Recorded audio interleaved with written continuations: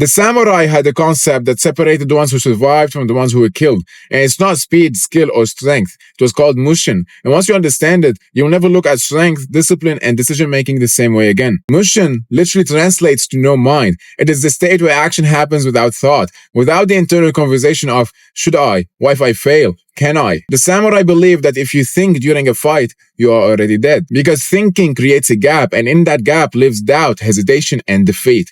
Mushin was the elimination of that gap entirely. Elite athletes call it flow. Michael Jordan described it as moments where the game slowed down and everything just happened. Kobe Bryant built his entire philosophy around achieving it deliberately. That is mushin. It's not a gift. It's not talent. It is the result of repetition so deep that the skill stops being something you do and becomes something you are. This is why the greats are obsessive over fundamentals, not because they are exciting, but because mushin lives on the other side of 10,000 repetitions. Every movement pattern you did consistently, you're not just building strength, you are building automaticity. You are moving the skill from your conscious mind into your subconscious. And once it lives there, it cannot be shaken by pressure, fear, or even a bad day. And it does go beyond sports. The man who has trained his discipline so deeply that it requires no decision, that is mushin in practice. He doesn't negotiate whether to wake up early, whether to train. He doesn't hesitate when a hard conversation needs to happen. The action is automatic because the identity is set.